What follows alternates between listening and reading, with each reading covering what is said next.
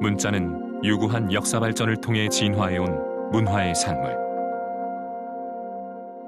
인류의 역사 시대는 문자의 발명과 함께 비로소 시작될 수 있었다.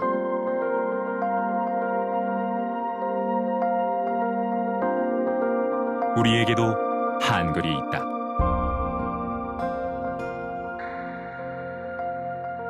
한글은 세계 어떤 문자보다도 합리적이고 이성적이며 언어학적 측면에서 완벽할 정도의 체계를 갖춘 세계에서 가장 우수한 문자라는 평가를 받는 소리 문자. 게다가 한글의 창제 과정은 어떤 영화보다도 드라마틱하고 흥미롭다. 한글 창제 과정을 의미 있게 다룬 영화 나랏말싸미가 오는 24일 국내 개봉을 앞두고 언론 시사회를 열었습니다. 2019년 여름 영화 나랏말싸미가 개봉됐을 때 세종대왕이 훈민정음을 만들려고 했던 8년간의 이야기를 담은 영화는 당연히 온 나라의 뜨거운 관심을 받았다. 평단의 평가도 나쁘지 않았다.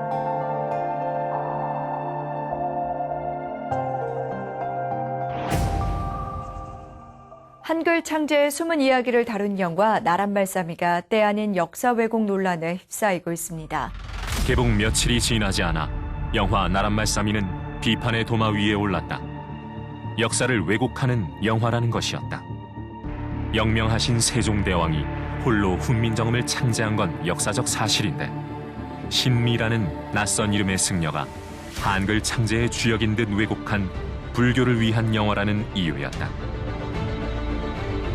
영화 나랏말싸미에서 과연 무엇이 역사서에 기록된 사실이고 무엇이 역사적 상상력에 힘입은 이야기일까?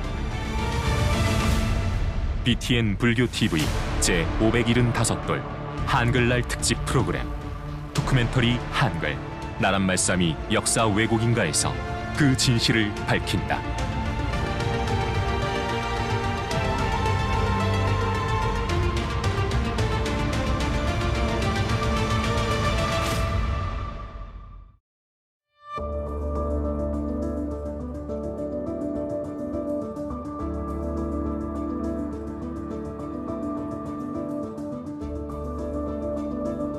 안녕하십니까. BTN 불교TV가 한글날 특집으로 보내드리는 4부작 토크멘터리 한글 진행을 맡은 윤재웅입니다.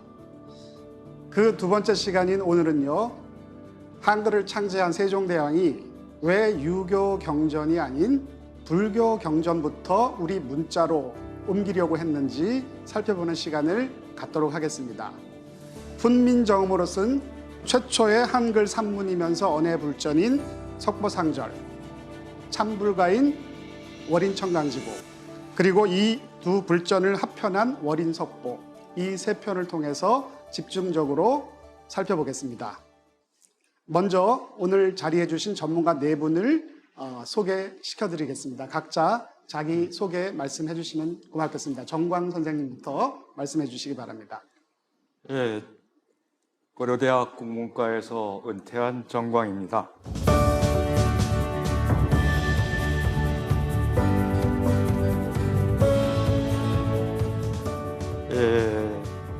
저를 언어학자라고 하는 사람도 있고 국어학자라고 하는 사람도 있는데 실제로는 고려 후기와 조선시대에 있었던 사여권의 역학서 연구가 제 전공입니다. 고려 후기부터 조선시대에 들어와서는 외국어를 교육하는 기관이라고 사여권이 있었어요. 거기에서 이제 중국어와 몽고어와 일본어 그리고 여진어, 만주어를 가르쳤는데 거기서 만든 교재들을 연구하는 게 제 본업이었습니다. 근데 이 역학서에서는 전부 그 훈민정음, 즉 한글로 그 문자의 발음을 달았습니다. 그거를 공부하면서 이제 훈민정음에 대해서 다른 생각을 갖게 됐고, 그것이 이제 우리 학계의 여러 가지 이 기성 이론들이 잘못되지 않았나 이런 생각을 갖게 됐습니다. 오늘 제가 말씀드릴 것은 주로 지금까지 우리가 무엇을 잘못 생각했는지 그런 말씀을 드릴 것 같습니다. 혹시 여러분들이 가지고 있는 기존 지식이나 상식에 어긋나도 이해해 주시기 바랍니다.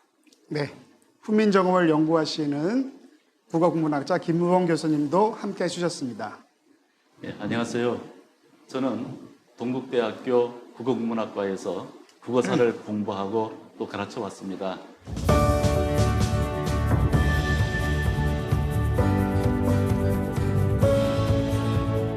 제가 주로 관심을 둔 분야는 훈민정음 창제 이후에 간행되었던 불경 은혜의 연구와 역주설을 간행하는 그런 일들을 해왔습니다. 오늘 각 분야의 전문가이신 여러 선생님들 모시고 몇 마디 좀 말씀을 나눠볼까 합니다. 감사합니다. 예, 불교 문예학자이신 백원기 교수님 모셨습니다. 안녕하세요. 반갑습니다. 저는 동방문화대학원대학교 불교문학과의 석좌 교수로 있으면서 또 평생 교육원장을 맡고 있습니다.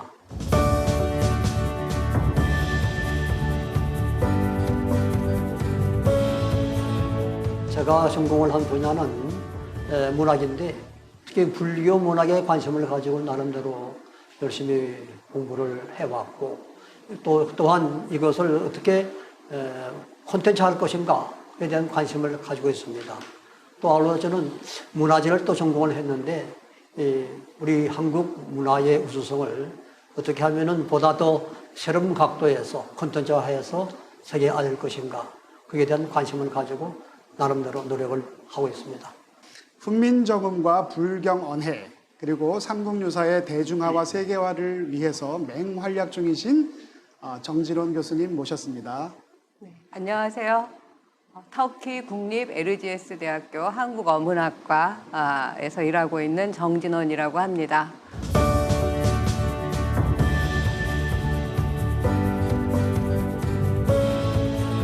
저는 소개해 주셨듯이 삼국유사를 대중화하고 세계화하기 그리고 훈민정음을 비롯한 지금 오늘 주제인 석보상절 월인청강지곡 월인석보를 또 대중화하고 세계화하는 콘텐츠 개발에 주력하고 있습니다. 반갑습니다.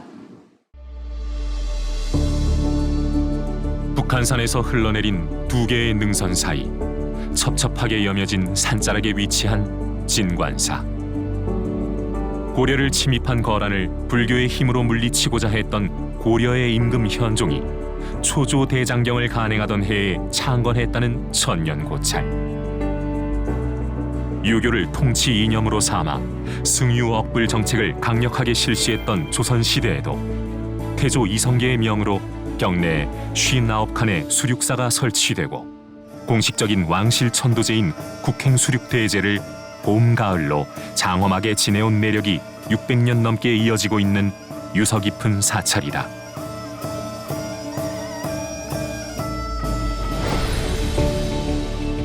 한글 창제의 주역인 세종과도 인연이 깊어서 새로운 문자 창제에 몰두해 있던 시기인 세종 24년에는 진관사를 박팽년, 신숙주, 성산문 등 집현전 학자들을 위한 사가 독서의 장소로 지정하기도 했다.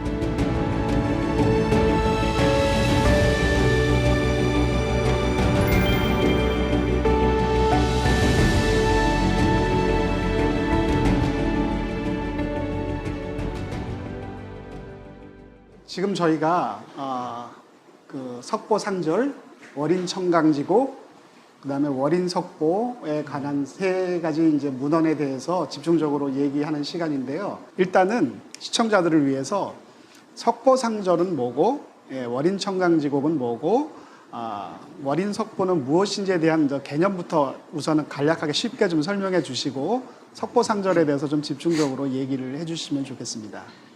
우선 석보상절 자체만 두고 보면 우리 글자로 만들어진 최초의 산문입니다. 세종 임금은 세종 28년 9월 상한에 훈민정음을 완성하고 해례본을 널리 알렸습니다. 우리가 일반적으로 훈민정음 반포라고 되어 있지만 실록이라든가 그 밖에 어떤 기록에도 구체적으로 어떤 의식을 거쳐서 훈민정음을 반포한 얘기는 없습니다. 다만 해례본을 통해 우리가 그날쯤 아니면 세종 28년 9월쯤 해서 훈민정음이 해례본을 통해서 알려졌다는 생각을 하고요. 그 다음 해인 세종 29년 1447년입니다.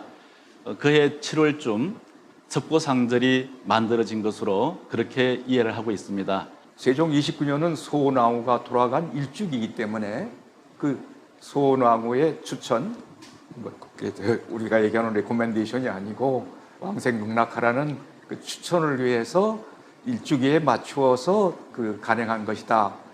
이런 생각을 합니다. 석보상절의 석은 석가모니의 석입니다. 보는 족보할 때의 보입니다. 그래서 생애 일대기와 그 40여 년 동안 설법한 경전의 내용, 그것들을 자세히 하게 쓸 것은 굉장히 자세히 하게 쓰겠다.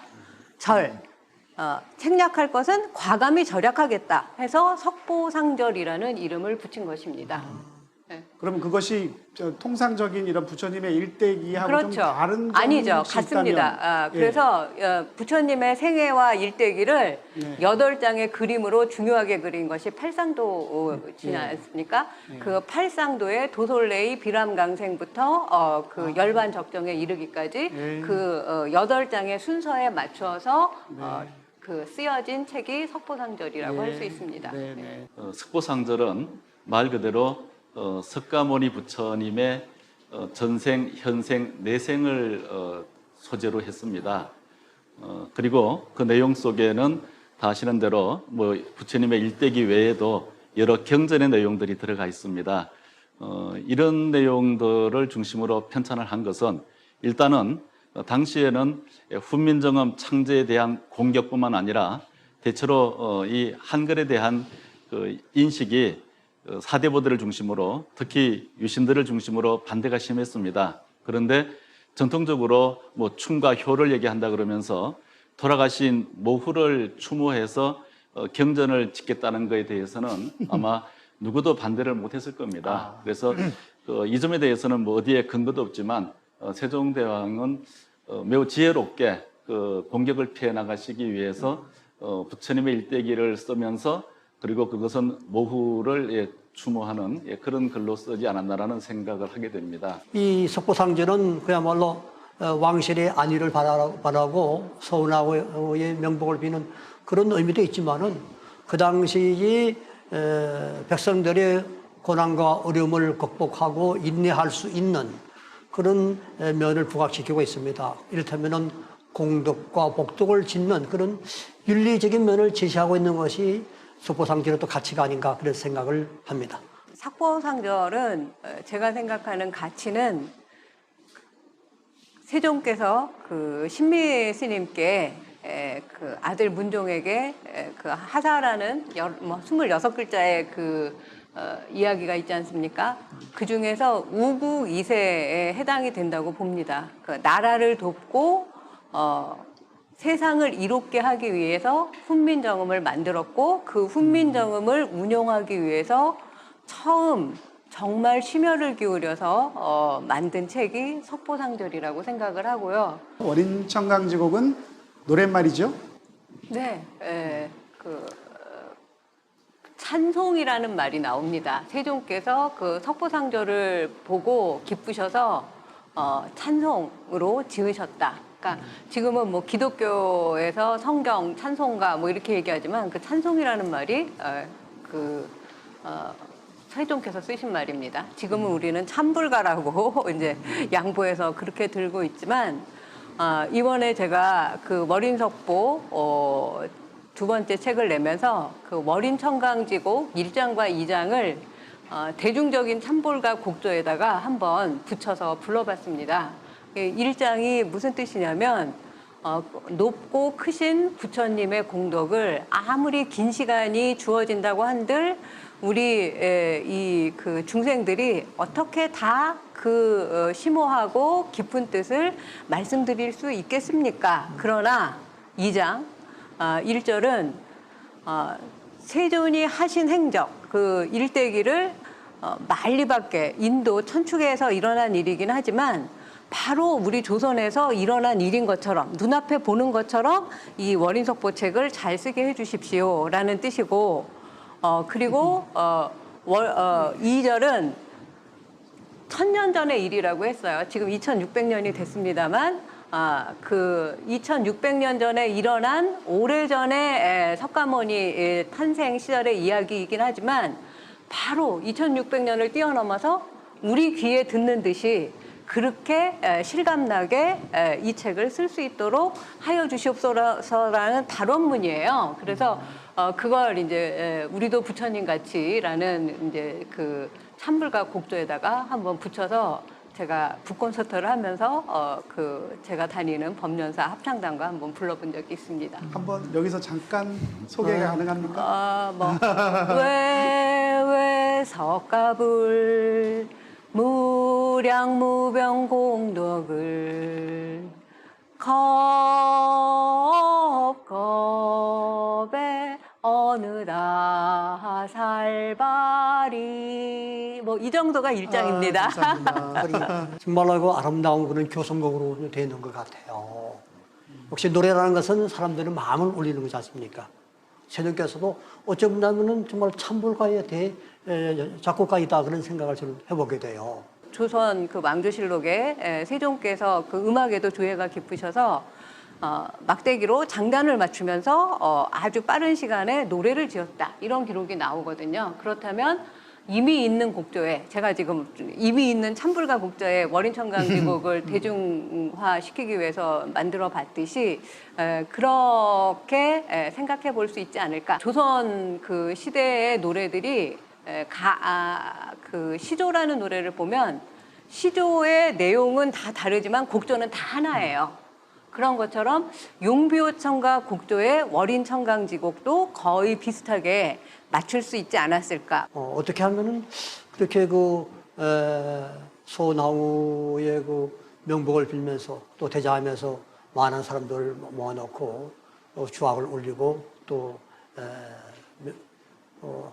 그 소나무에 대한 그리움을 표현했다는 그런 얘기가 있는데 사실 우린 청강지곡은 아마 586년, 588수라 정도 또 지금 적게 남아 있는 됐어요. 거는 583수까지 남아 있습니다. 예. 예. 우리 청강지곡은 계속되는 월인 청강지곡만으로 계속되는 연결되는 내용은 없습니다. 어디까지나 석보상절을 세종이 읽고 그리고 그거에 이제 석가모니 일대에 대한 자기의 감정을 노래한 거죠.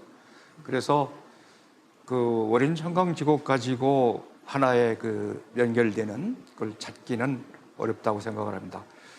왜냐하면은 그 월인석보에서 보듯이 월인청강지곡 하나하나에 그 밑에 달린 석고상절이 있습니다. 요 얘기가 나올 수 있는, 요 노래가 나올 수 있는 그 내용이 들어있죠. 예, 김우봉 교수님. 예. 월인청강지곡은 예. 부처님의 이렇게 일대기를 다루는 일종의 영웅 서사시 같은 거 아닐까요? 예, 서사시일 수도 있고요. 예, 그보다는 지금 말씀하신 뭐 송축가, 부처님의 또 공덕 찬양, 예, 그렇게 보는 게 더 낫지 않겠습니까? 근데 이 월인청강지곡은 아까 우리 정 교수가 노래로 불렀지만 노래로 불러요. 그래서 지곡이죠. 대자하면서 불사를 일으키면서 이걸 노래를 합니다. 대단한 거죠. 그 문신들을 모아놓고 유생들을 모아놓고 부처님의 일대기를 찬미하면서 노래를 부르는 거는 그 당시에는 대단한 일입니다. 저는 세종이 참 위대하다고 생각을 해요. 그럼에도 불구하고 유신들이 꼼짝 못했어요.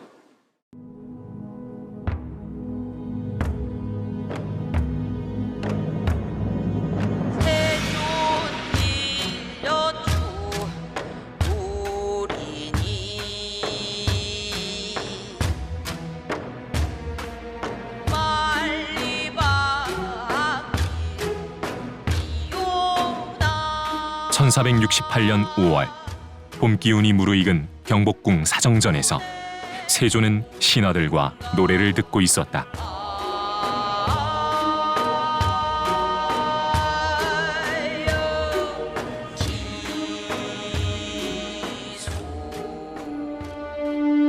월인 천강지곡은 아버지 세종이 세문자 훈민정음으로 노랫말을 직접 짓고 곡까지 붙인 찬불가. 그런데 노래를 듣던 세조가 신하들 앞에서 눈물을 떨구고 만다. 세조실록에는 그런 왕의 모습에 신하들이 당황해서 안색이 변했다는 기록이 자세히 남아있다.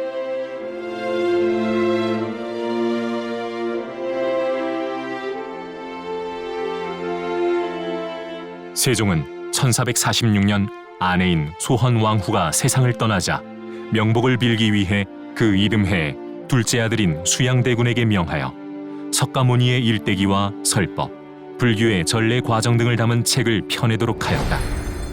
그렇게 탄생한 것이 자유롭고 유려한 문장의 언해불전, 석보상절. 한문 불경을 한글로 옮긴 최초의 사례이자 한글로 된 최초의 산문자료인 석보상절은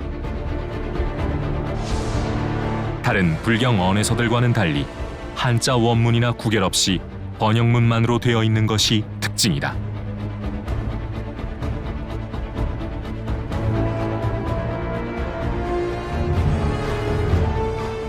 석보상절을 읽고 그 내용을 토대로 세종이 찬불가 형식으로 지은 한글 최초의 시가집이 월인 천강지곡.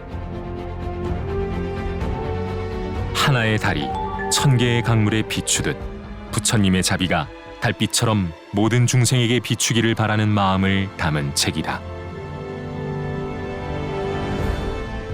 월인 천강지곡은 한글을 위주로 표기하고 한자는 협조로만 처리하고 있는 것이 특징이다. 12년 후 왕위에 오른 수양대군이 월인 천강지곡과 석보상절을 합쳐서 간행한 월인석보의 월인천강지곡 부분과도 대조를 이룬다. 월인석보에서는 책의 앞머리에 훈민정음이라는 새로운 글자를 만든 이유와 글자의 원리는 물론 사용법까지 밝히고 있다. 먼저 새로 만든 글자를 익히고 그 다음 문장을 읽게 하려는 배려였으리라.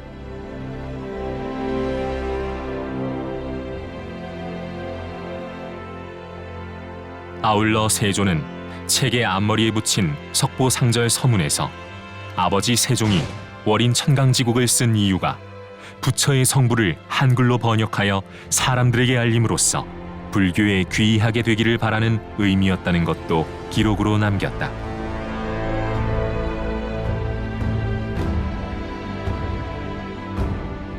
조카인 단종은 물론 아우인 안평대군과 집현전 학자들까지 여럿의 목숨을 빼앗고 왕위에 올랐던 세조. 그는 왜 월인석보 간행에 이토록 열과 성을 다한 것일까? 또 아직 왕권 초기인 상황, 숭유억불의 나라, 조선의 임금이면서도 월인석보를 더 좋은 책으로 만들기 위해서 해각존자 신미스님을 비롯한 10분의 스님과 유학자 김수원에게 자문을 구했다는 사실도 당당히 기록으로 남겨놓을 수 있었을까?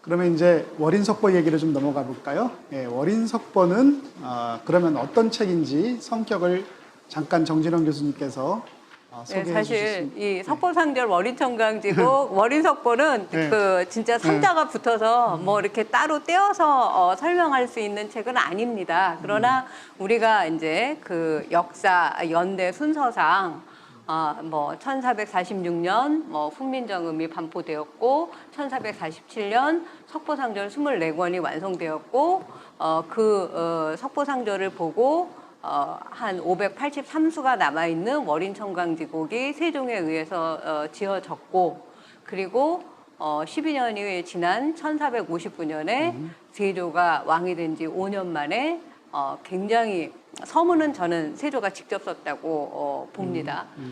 거기에 진짜 열과 성을 다하고 혼을 담아서 쓴 책이 월인석보라고 생각을 합니다. 네, 교수님 책에 보니까 월인석보가 조선식 대장경의 시작이다 네. 라는 말씀하셨던데 무슨 뜻인가요? 월인 청강지곡은 저는 불교 경전에 있을 그 형식으로 봤을 때 개송이라고 생각을 합니다.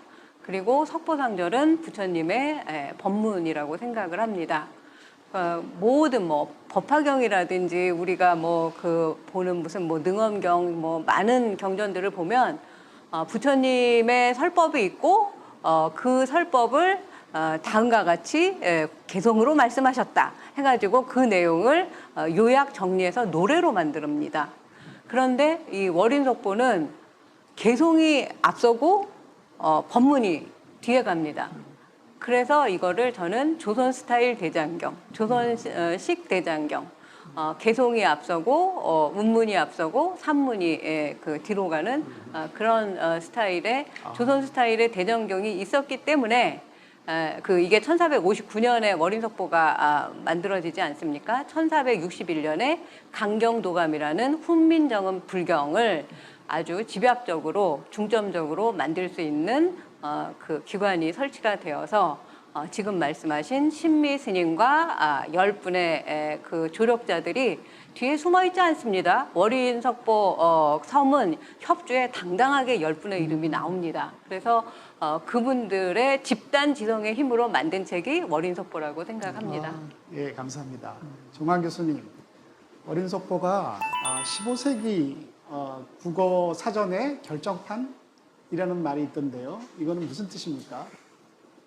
그 월인석보는 이제 오랜 기간을 두고 주석을 더해서 그 주석은 뭐냐면 이제 단어의 어려운 뜻을 해석을 했어요. 예를 들면 훈민정음을 주석했는데 백성가라지시는 정한 소리라 그렇게 되어 있습니다. 그러니까 정한 글자가 아니고 그렇게 이제 그 월인석보에는 많은 그 어려운 용어들을 불전의 용어들이죠. 그걸 이제 설명을 해서 그야말로 그 지식의 보고죠. 그리고 그 우리가 월인석보에서 주목해야 할 것은 그 서술 방식인데 종절의 서술과 다르죠. 그래서 단순하게 월인청강조고 석보상절을 합쳐놓은 게 아니라 많이 바꿨습니다. 그러는 과정에서 이제 그 당시로서는 현실화라는 게 좋겠지. 현대화라면 노는 말이 되니까 했던 게 있어서 주목할 만하고 그리고 어떻게 이런 많은 불경의 용어들이 거기서 이렇게 자세하게 설명이 되어 있는가 감탄할 적이 많습니다. 그래서 월인석보 정말 읽어봐야 할 책이죠. 근데 불행하게도 지금 남아있는 게 전해지는 게 20권인가요? 네, 20권입니다. 그리고 25권이 발견됐는데 아직 이제 얼마나 더 끝난 게 아니거든요. 20권 이후는 세조가 완전히 다르게 만든 책이거든요. 그러니까 잘 맞지가 않습니다. 석보상절하고도. 그런 의미에서 그 당시에 뭐 최고의 작품이죠. 지금 저희 대화의 주요한 주제는 새로 만든 우리 문자를 가지고 이제 실험을 해야 되는데 문자를 만들었으면 실험을 해야 되죠. 그러면 이제 사서 삼경도 우리말로 옮길 수 있고 뭐 여러 가지 일상 대화도 우리말로 옮길 수 있는데 왜 하필이면 불경을 우리말로 옮기려 했는지 그것이 좀 궁금한데 우리 정진원 교수님께서는 어떤 생각을 가지고 계시는지요?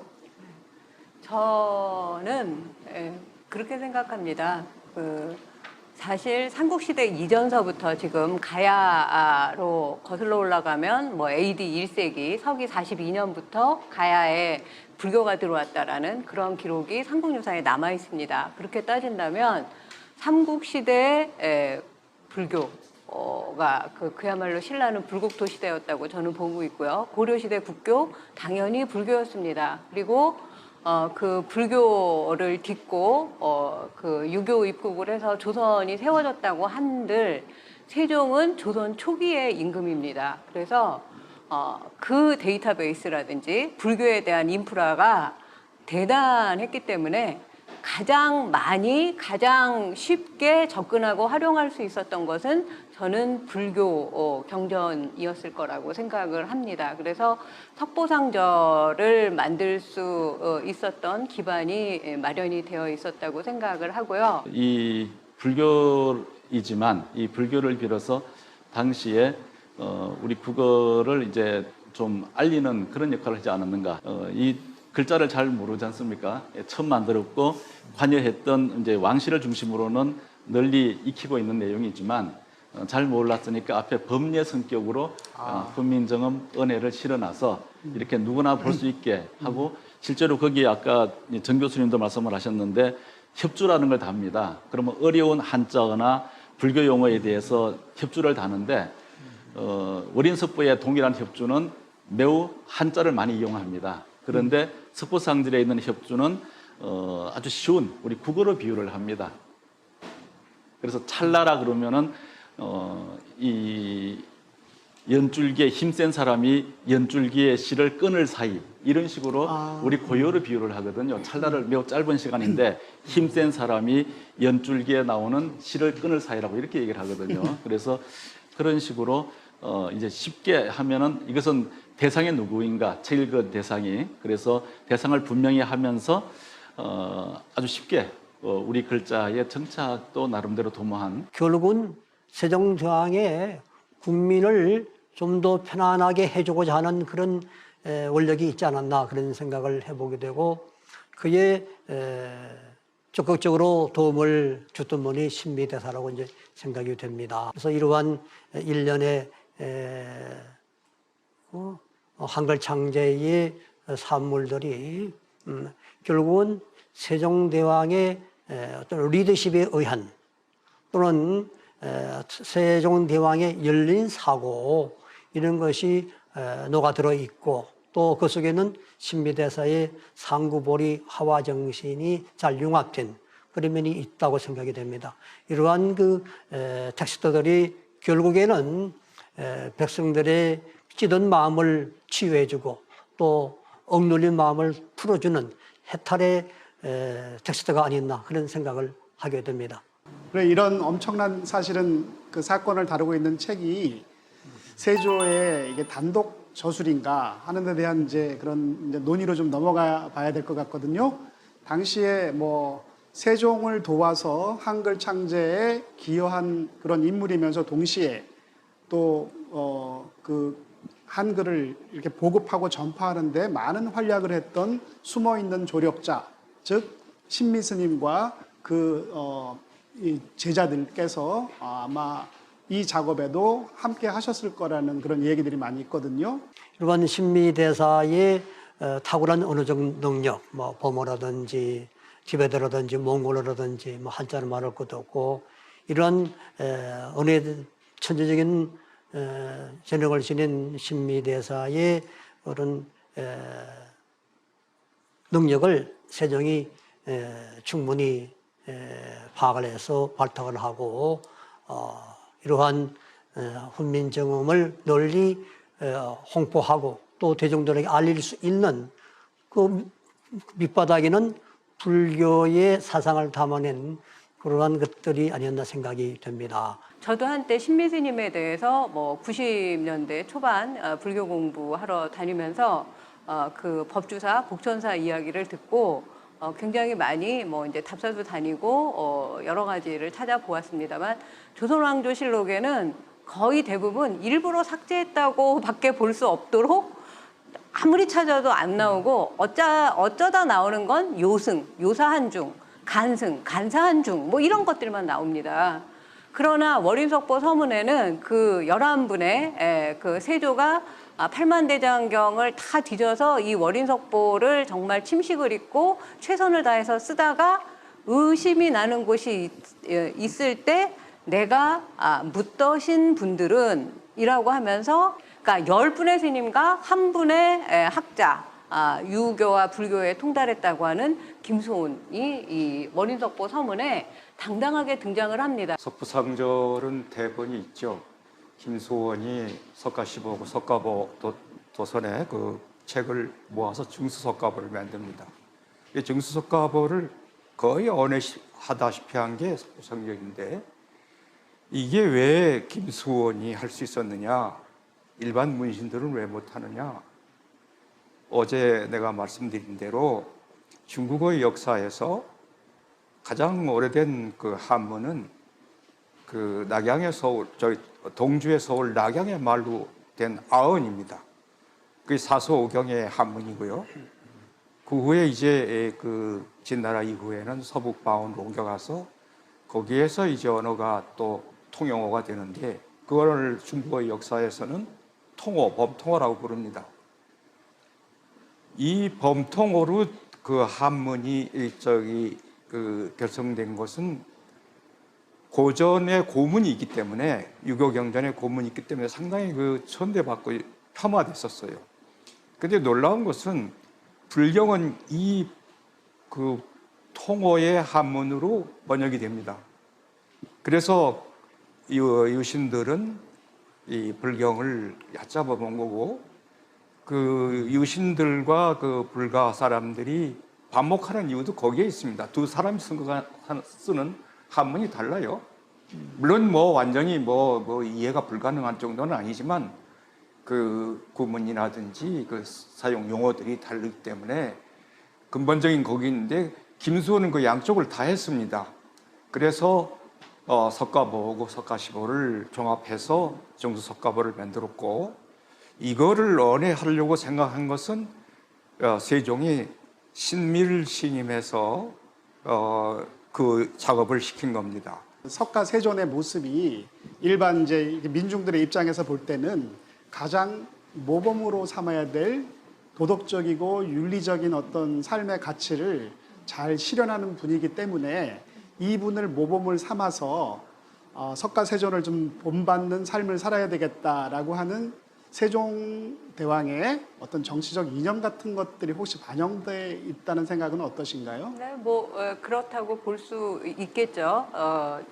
제가 아까 이야기 석고상절 때 했듯이 그 서문에 모든 것은 저는 요체는 서문에 있다고 봅니다. 그래서 그 훈민정음 해례본의 서문, 석고상절의 서문, 월인석보의 서문을 굉장히 꼼꼼하게 자세히 여러 번 되새겨서 읽다 보면 이 백성에 대한 조선 백성에 대한 왕의 어떤 아까 얘기하신 애민 정신이라고 하는 거 그리고 어떤 문자라는 지금도 사실은 우리가 식자라고 부르고 지식인이라고 부르면서 이 지식에 대한 특권이 굉장히 크지 않습니까? 그 조선 시대에는 더더욱 말할 것도 없었죠. 그러나 그 지식의 권력을 조선 백성들에게 함께 나누겠다라고 하는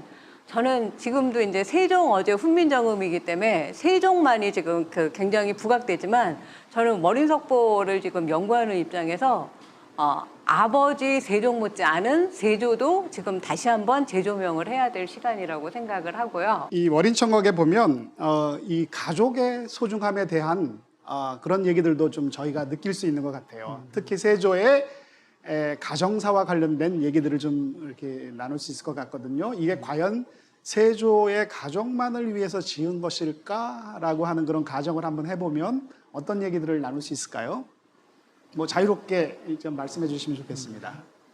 월인석보 1권이 월인석보 서문이 굉장히 깁니다. 그래서 한 대목은 세조의 슬픈 뒷모습이라는 제목으로 제가 쓴 게 있는데요.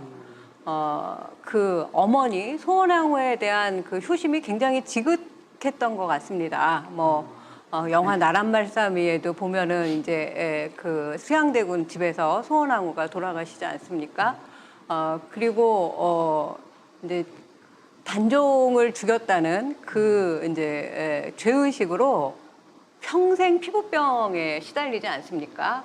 그런 것들로 봤을 때 어머니에 대한 삼어곡 그리고 아버지 세종에 대한 사부곡 그리고 의경세자라는 다 큰 성장한 20살의 아들이 단종과 같은 해에 죽습니다. 사실 의경세자가 죽은 지 몇 달 뒤에 단종이 사약을 받고 죽어요. 그래서 이제 우리는 보통 이제 거꾸로 단종을 죽여서 아들이 벌 받아서 죽었을 거다라는 그런 이제 생각을 할 수가 있는데 역사적 사실로 보면 그렇지는 않습니다. 죽을 때까지 괴로웠던 것은 단종을 죽인 그 세조였을 거라고 저는 생각을 합니다. 그거에 대한 참회, 그로 인한 사육신, 그들의 가족, 그렇게 피바람을 일으켜서 왕이 된 지 그 5년 차에 이 책을 쓸 수밖에 없었던, 거기에 보면 굉장히 그야말로 그 나라를 다스리는 일이 정말 힘들고 바쁘지만 자는 것을 잊고 먹는 것을 멈추고 침식을 잊고 내가 이것을 쓰노라. 그리고 그냥 쓰는 게 아니라 12부 수다라를 다 섭렵하여 쓰노라. 12부 수다라라는 건 고려시대로 치면 팔만대장경입니다. 그래서 월인석보는 저는 그래서 이 세조가 이 책을 썼을 때 그 팔만대장경을 그야말로 엑기스만을 뽑은 그 팔만대장경 축소판 또는 다이제스트 그 본이라고 저는 생각을 해서 이것이 월인석보가 그 가족만의 무슨 뭐 그 단종을 위한 참회를 위한 뭐 사육신을 위한 그런 책이 아니라 자리 이타의 정신으로 봅니다. 나로부터 비롯된 그 모든 것들을 다 참회를 하고 그것을 이제 백성들에게로 회양하는 이러한 책으로 저는 월인석보를 보고 싶습니다. 네, 알겠습니다.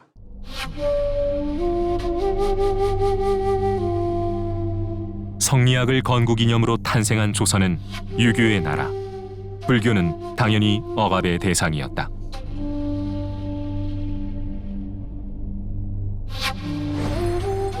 조선 왕조실록에 나오는 조선 초기 유학자들의 배불 이유는 크게 5가지였다. 첫 번째 이유는 북방오랑캐의 종교라는 것이고, 두 번째는 삼강오륜을 무시하며, 세 번째는 부모를 무시하고 군주 제도를 배격하는 도덕에 어긋나는 도라는 것이었다.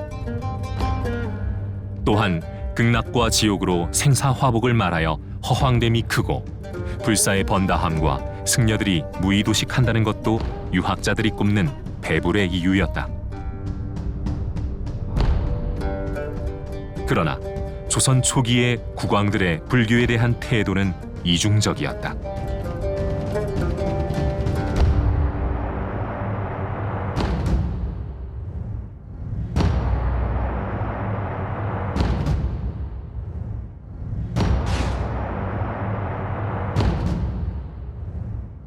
왕실의 불사나 개인적 신앙에는 열심인 경우가 많았지만 불교 사찰의 재산을 국가에 환수하며 새 왕조의 재정적 기반으로 삼기도 하였다.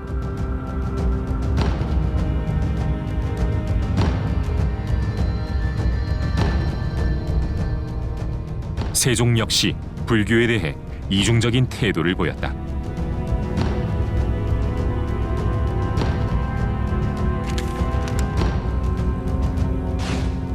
세종 6년에는 7종이던 불교 교단을 선교의 양종으로 폐합하는 등 부왕인 태종보다 더 심한 억불책을 시행하기도 했다.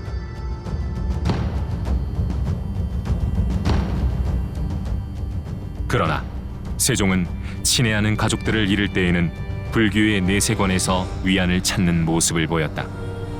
현실적인 삶의 문제와 연결이 되는 부분에서는 불교에 깊은 신심을 가진 자로서의 당당한 모습을 보여주기도 했다. 숭유억불의 정치적 흐름에 따라 불교계를 축소시키면서도 한편으로는 불교 의식을 견지했던 것인데, 이는 유교와 불교를 대립관계로만 보는 유신들의 사고방식과는 전혀 다른 태도였다. 이는 통치자로서 임금의 우선적인 역할을 풍속의 교화에 두었던 세종의 마음을 반영한 것이기도 했다.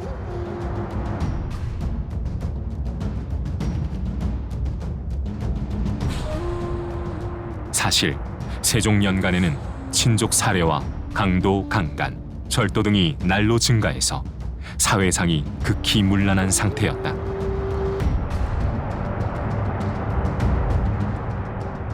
세종은 이는 모두 자신의 잘못이라고 자책하며 효자, 충신들의 사례를 담은 행실도 간행을 지시했다.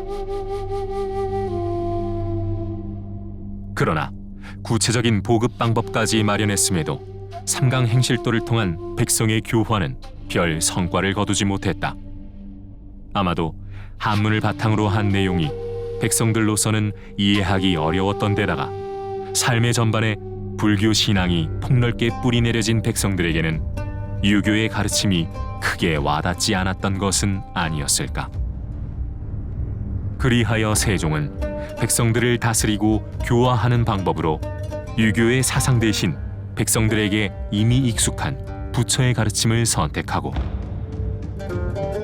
불경을 우리말로 옮기는 일에 세문자 훈민정음을 적극적으로 사용했던 것은 아닐까. 그러면서 유신들에게 외면당하던 세문자 훈민정음을 백성들에게 정착, 보급시킬 수 있는 전기가 마련된 것은 아닐까. 세종께서 우리 문자를 새로 만드시고 그것을 이제 실험하기 위해서 3가지 문헌을 지금 만드는 걸로 이렇게 정리를 지금 해 나가고 있는 중인데요. 이 석보상절이든지 월인청강지고이든지 월인석보든지 간에 이 3가지 텍스트가 지금 오늘날 21세기에 사는 현대인들에게 어떤 가치가 있는 건지, 이를테면 15세기 당시에 순수한 우리 말의 모습 같은 것들의 원형을 확인해 줄 수 있다든가, 뭐 우리의 옛 사람들이 어떤 언어들을 썼다든가 이런 것들을 뭐 기록이 사실은 그런 언어학적인 자료가 아니면 확인할 수 없지 않습니까? 그런 점에 대해서 김우범 교수님께서 좀 말씀해 주시면 좋겠습니다. 예, 우리가 언어 연구의 중요한 대상으로 삼는 것은 주로 쓰고 있는 말일 겁니다. 그러니까 문자 언어라기보다 우선 음성 언어가 1차적인 연구 대상이 됩니다. 그런데 훈민정음 창제 당시에는 지금과 같은 뭐 녹음기라든가 이런 매체를 이용할 수가 없었습니다. 당연히 그 당시에 우리 문자의 모습은 이제 지금에 와서 결과론적인 것이지만 당시에 만들어진 문헌을 보면서 우리는 알 수밖에 없습니다. 이런 점에 대해서는 대체로 당시의 문헌어는 실제 사용하는 언어보다 상당히 정제되어 있고 격식을 갖추어 있습니다. 그럼에도 불구하고 우리는 당시의 구어 자료를 구할 수 없기 때문에 당시에 번역이 된 그런 문헌을 중심으로 알 수밖에 없는데, 석보상절 같은 경우에는 원전이 있었다고 생각을 합니다. 석가보나 석가시보가 있었고 또 여러 경전에서 내용을 추려서 만들었기 때문에 원고본이 있었을 것이라고 생각을 합니다. 그리고 원고본을 만든 주역은 수양대군이고 그 못지않게 협찬자도 있었을 것이라고 생각을 합니다. 그런데 원본에 구애받지 않기 때문에 제가 좀 전에 말씀드린 대로 비교적 자유스러운 번역을 했습니다. 그런 점에서 석보상절은 훈민정음 창제 당시에 우리 국어의 여러 모습, 특히 문법을 알 수 있는 좋은 자료가 된다고 생각을 합니다. 석보상절 21권에 보면 이제 우리는 치음이 이제 하나인데 한자에서는 이제 우리 훈민정음에서 치두정치라고 얘기했을 정도로 중국의 음이 2개더라고요. 지금 넉사자를 하는 중국어 발음 사하고 시을 얘기할 때의 시옷하고 발음이 다르거든요. 그래서 그런 것을 이렇게 다르게 표기한 게 있습니다. 석보상절에는. 그래서 초기 훈민정음의 모습이 비교적 잘 반영되어 있다, 이렇게 볼 수 있는 거죠. 여기 다들 지금 음숙하셔서 제가 우리가 놓치고 있는 거지만 중요한 내용을 하나 좀 말씀을 드리겠습니다. 이제 이런 한글 경전이죠. 은혜 경전이지만 이런 거를 만들고 또 찬불가를 만들고 이러면서 거기에 사용된 문자들이 있습니다. 그런데 이것은 활자본도 있고 목판본도 있고 나중에 목활자본도 있는데 이 활자가 책마다 조금씩 다르게 이렇게 사용됩니다. 다 아시는 대로 뭐 갑인자, 개미자, 을해자 이러는데 매우 미려하고 정교하고 그렇습니다. 그래서 이런 것들이 오늘날 우리 출판 문화의 중요한 토대가 되었다는 것도 사실이거든요. 저 개인적으로는 이 불경의 번역, 그것이 한문이건 한글이건 간에 우리 출판 문화를 매우 진전시켰다고 생각하는데 제가 개인적으로 생각하고 있는 부분이 있습니다. 우리는 세계에서 가장 먼저 활자를 만들었습니다. 그 이유가 저는 불경 편찬에 있다고 생각을 합니다. 고려 시대에 정말 우리 전국에 있는 모든 목재들을 이용해서 초조 대장경, 그다음에 속장경, 제조 대장경을 만들었습니다. 주로 팥배나무 목재가 이용됐는데 이게 다 고갈이 된 겁니다. 우리는 인쇄 기술이 매우 발달해 있는데 어떻게 출판이 불가능해졌습니다. 그래서 세계에서 가장 먼저 이렇게 필요에 의해서 활자본을 만드는 게 아닌가라는 생각을 합니다. 금속활자를 아주 좋은 말씀하시는 거죠? 말씀하셨는데 그 당시에 교소관이라는 곳에서 인쇄를 했어요. 예. 거기에 이제 금속활자가 어느 정도 있었느냐 예. 아무도 상상을 못하지요. 근데 제가 일본에 유학할 때 유출 출판사라는 데 찾아가서 거기에 이제 높은 사람하고 친해가지고 지하에 갔어요. 네. 임진왜란 때 실어간 활자들이 그 보석함에 들어가지고 꽉 차 있었습니다. 네. 아마 수십만 개일 것 같아요. 그래서 그때부터 저는 조선시대의 그 출판을 그렇게 뭐 간의 수공업으로 또는 조선 후기에 했던 그런 걸로 보지 않고 이건 대단한 거다 이렇게 생각을 합니다. 네. 좋은 지적을 하셨습니다. 네, 그럼 김은봉 교수님 말씀 굉장히 재밌는데요. 부처님 말씀을 이렇게 경전을 이렇게 옮기다가 보니 나무가 다 이제 소진됐다. 그래서 더 이상 쓸 나무가 없다. 그런데 계속 뭔가를 만들어서 출판을 해서 보급은 하기는 해야 되겠다. 이런 어떤 욕구가 금속활자를 발명하게 되었다는 굉장히 특이한 재미난 오늘 말씀을 해주셨는데 이거는 오늘 망외의 소득이라고 이렇게 정리를 할 수 있을 것 같습니다. 앞으로 계속 이런 분야 쪽으로 연구를 좀 더 해주시면 아주 흥미로운 결과가 나올 것 같은데요. 정관 교수님께서 최근에 책을 내신 걸로 알고 있는데요. 월인석보의 아마 간행 시기에 관한 색다른 이론을 제시하시는 것으로 들었습니다. 놀랍게도 정통 12년, 세종 29년이라는 간기가 붙은 월인석보 옥책이 발견이 됐습니다. 네, 그동안에 그 월인석보를 옥에 새긴 옥책은 여러 질이 있었습니다. 제가 감장한 것만도 5개인데 그 5개의 옥책들은 제가 보고 다 가짜로 판정을 했습니다. 그런데 진짜가로 보이는 게 나왔어요. 저도 처음에 이거를 진짜로 믿지를 않고 여러 가지 과학적 검토를 했습니다. 그 포항공대 그 나노과 화학과의 나노 전문가들에게 그 성분을 다 분석해서 현대 물질이 없는지를 찾아보도록 하고 비파계 검사도 하고 근데 현대 물질이 하나도 없었어요. 놀라운 건 그 옥에는 15%의 Fe 철분이 들어 있었습니다. 그 옥책을 가져온 사람이 가마솥에 그 옥책을 넣어서 폐기했었다. 그래서 그 가마솥에 넣었으면서 철분이 들어가지 않았나 몇백 년이 있었으니까 그렇게 생각을 하고 그때부터 본격적으로 고찰을 해서 지난 5월에 나온 월인석보 옥책이라는 책입니다. 이건 이제 앞으로 쭉 얘기를 하겠는데요.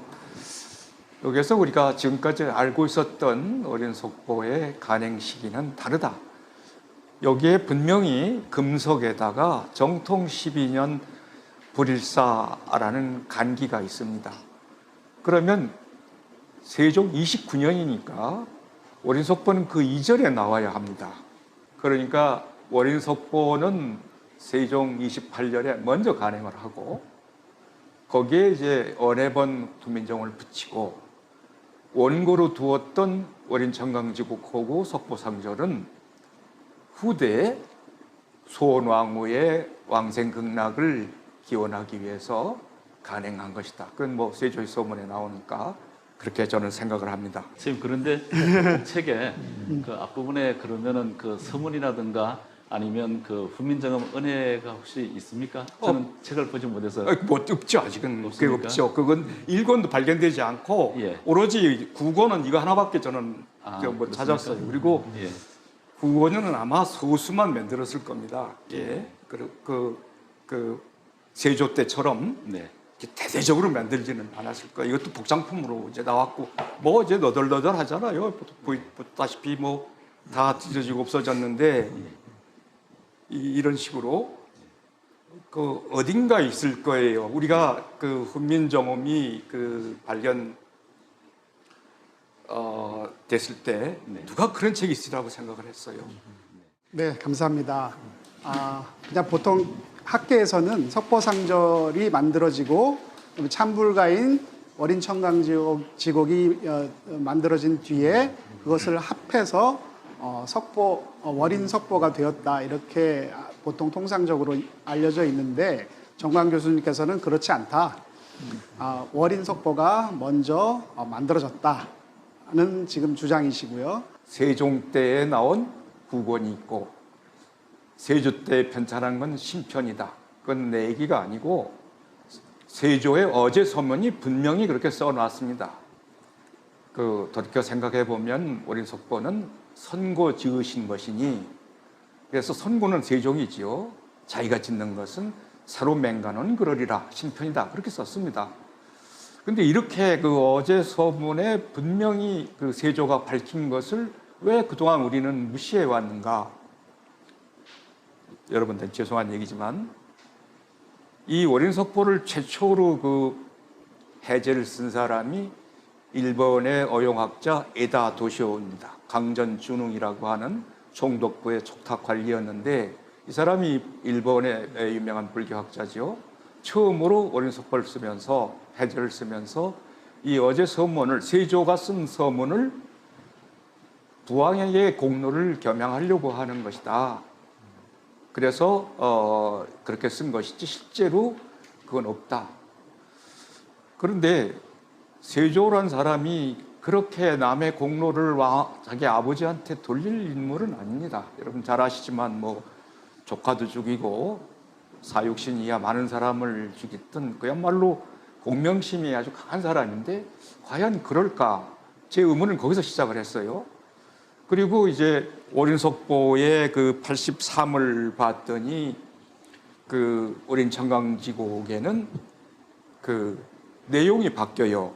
그러니까 정멸하신 도장의 법진 대사들이 임금께 구름 먹듯이니, 이렇게 그 달림께 구름 먹듯이니 이렇게 모인다, 그런 얘기인데, 이 월인 청강지곡에서는 그 83이 전상의 수행 깊으신 문수 보현들이 달림께 구름 묻듯이 이렇게 되어 있습니다. 어느 게 더 중요한가를 불교학자들이 오늘 또 두 분 불교학자들한테 듣고 싶은데, 이 월인 청강지곡 것이 더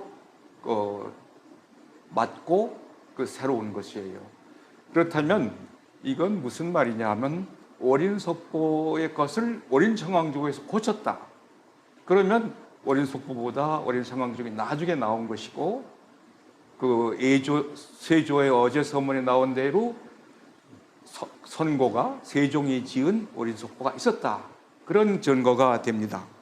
정광 교수님의 옥책 연구는 새로운 장으로 연구를 해야 할 대상이긴 하지만 순차적으로 12년간의 기간이 없으면 월인 석포와 석포상절의 그 간격이 풀이가 되지 않습니다. 그러니까 석포상절은 제가 보기에 초등학생이 읽을 수 있을 정도의 굉장히 쉬운 글을 쓰여져 있습니다. 그야말로 난 놓고 기억자를 가르쳐 주겠노라 하는 것이 석포상절이라면 월인 석포는 거의 대학원생들이 읽을 수 있는 그야말로 월인 청강지곡에다가 석포상절만 갖다 붙인 책이 아니라 그 안에는 유깁이라든지 무슨 보살의 58단계의 지위, 십지, 십신, 십주, 십회양의 묘각 등각이라든지 책 속의 책, 조선국어대사전, 조선불교대사전 이런 것들이 총망라되어 있기 때문에 이 12년의 그 세월이 없이 연구 없이 동시에 또는 월인 청강지곡이나 석포상절보다 먼저 이 책이 지어졌을 거라고 저는 생각하지 않습니다. 현재로서는. 네. 전문가분들의 의견이 여러 가지로 좀 많이 지금 나오고 있는 것 같습니다. 정진환 교수님. 네. 월인 석포는 어떤 책인지 우리 현대인들이 잘 알아볼 수 있도록 현대 국어로 번역하시는 걸로 제가 말씀드렸습니다. 그 얘기도 좀 해주시면 고맙겠습니다. 네, 제가 월인석보를 가지고 쉽게 에세이로 풀어쓰는 그런 작업을 하고 있습니다. 며칠 전에 나온 책이 월인석보 그대 이름은 한글 대장경이라는 월인석보 제2권을 현대국어로 풀어쓴 그런 이야기 책이고요. 먼저는 월인석보 훈민정음의 날개를 달다라는 책이었습니다. 이것이 제가 지금 추구하는 주제이자 그 방향을 제목화한 것이라고 생각하시면 되겠습니다. 월인석보라는 책은 훈민정음만 확대해서 주목을 해서는 절대로 훈민정음의 우수성을 말할 수 없다. 월인석보라는 책이 있어서 훈민정음의 600년 동안 날개를 달아서 지금 현재 한류의 세계화가 이루어지고 있다라는 주제로 이 책을 쓴 것이고요. 그리고 두 번째 책은 그야말로 월인석보라는 책은 우리의 조선 대장경의 시작이자 한글 대장경의 금자탑이다라는 내용으로 제2권을 풀어서 썼습니다. 네, 감사합니다. BTN 불교TV 한글날 특집 프로그램 다큐멘터리 한글 총 4회에 걸쳐서 한글의 창제부터 보급에 이르기까지 감춰진 비밀을 밝히는 지금 일을 계속하고 있습니다. 오늘 두 번째 시간에는 훈민정음을 만든 후에 새로 만든 문자로 부처님의 일대기를 담은 산문을 쓰고 노래를 지은 세종대왕과 세조에게 이 월인석보, 월인청강지곡, 석보상절이 어떤 의미로 만들어진 것인지를 집중적으로 지금 점검해 보고 있는 시간인데요. 이제 총 정리하는 시간을 가지고 각자 오늘 이렇게 출연해 주신 그런 소감을 마무리하는 것으로 소감을 듣도록 하겠습니다. 주역은 세종대왕과 세조 임금입니다. 이분들이 어떠한 목적에서 또 어떠한 생각에서 당시에 이런 거대한 그 작품들을 산출하셨는지 그 내용은 알지 못합니다. 그러나 지금에 이르러서 우리 글자가 지금에 이렇게 확산되도록, 그리고 제가 한 몇십 년 전에 공부를 처음 할 때만 하더라도 당시에 한자가 더 많았습니다. 지금에 이르러서 이 한글이 널리 쓰이게 된 계기는 거기가 출발점이라고 생각을 하고요. 아까 잠깐 말씀드린 대로 우리 출판 문화는 일찍이 발달했습니다. 그리고 혁신적인 변화를 하는데도 당시에 이분들의 노고가 그렇게 결실을 맺었다고 저는 그렇게 생각을 합니다. 정진환 교수님 이어서. 네, 세조 두 천재 임금 덕분에 저희가 21세기 그 한국 이만큼 발전한 그 나라가 되고 한류라는 문화가 세계에 지금 그야말로 붐을 일으키고 있다고 생각이 들고요. 이 방송에 참여하게 돼서 너무 기쁘고 영광입니다. 그리고 이 월인석보, 월인청강지곡, 석보상절 다 훈민정음을 기반으로 한 작품들을 가지고 이렇게 우리가 이런 다큐멘터리를 할 수 있다는 것이 더욱더 기쁘고 이것이 이 현재에서 끝날 것이 아니라 이 K-팝의 미래에 이어갈 수 있도록 저는 그것을 K-클래식이라고 부릅니다. 그래서 K-파퓰러 콘텐츠로서 600년 동안 이 훈민정음과 훈민정음으로 만든 작품들이 진화 발전해서 지금의 문화를 이루었다면 앞으로 21세기 이후의 미래 문화 콘텐츠는 이것들을 기반으로 한 K-클래식 콘텐츠로 세계를 석권해하기를 바람하지 않습니다. 네. 감사합니다. 백원기 교수님도. 네.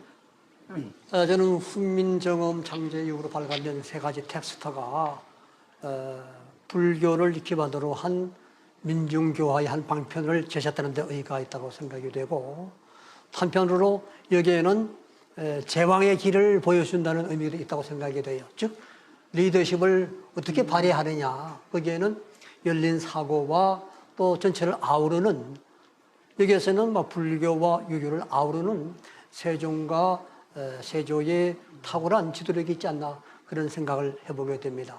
또 정 교수님 말씀대로 우리 K-culture, K-character, 한자가 아니라 한글이 오늘날 세계인들의 마음을 사로잡고 있습니다. 제가 한 5, 6년 전에 지중해 크루즈 여행을 했는데 그때에 히트쳤던 것이 강남 스타일이에요. 외국인도 어떻게 강남 스타일이라는 말을 알겠습니까?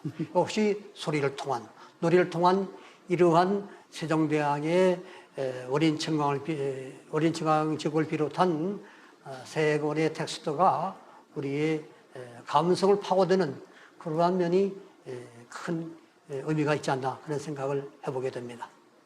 정광 교수님 마지막 말씀 부탁드립니다. 어떻게 내가 마지막이 됐네. 제가 이 책에서 그 서두의 한 말은 내가 어린 속보에 관심을 갖는 것은 그 제1권 그 서두의 권두에 내분 훈민정음이 있기 때문이다. 그런 얘기를 했습니다. 말하자면 제 불경에 대한 생각은 훈민정음 창제와 관련되어 있는 거죠.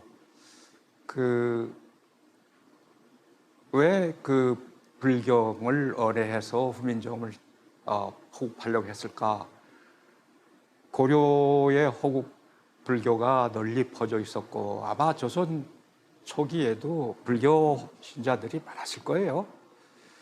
그러니까 이 새 문자를 만들어서 불경에 실어야 그 당시에 그 글이라고 하는 것은 종교 경전이 중요한 거니까 유교 경전보다는 불교 경전에 실는 것이 보다 많은 백성들에게 알릴 수가 있지 않아. 그런 생각을 가졌던 것 같고 또 아까 말씀드린 대로 신미와 김수원이 그 훈민정음 제정에 많은 조력을 했습니다. 뭐 신미 혼자만 한 것은 아니겠지만 불가에 가지고 있는 성명 이론이라는 여러 음성학 이론, 음울론 이론이 들어가서 그래서 뭐 파스파 문자는 금방 없어지고 뭐 거란 문자, 여진 문자 다 없어졌지만 그 한글만은 생명을 가지고 우리말 표기했습니다. 네, 감사합니다. BTN 불교TV에서 한글날 특집으로 마련한 4부작 토크멘터리 한글. 세 번째 편에서는요, 15세기 불교가 한글의 창제와 보급에 어떤 역할을 했는지를 확인해보는 시간을 가지도록 하겠습니다. 지금까지 시청해주신 여러분 감사합니다. 안녕히 계십시오.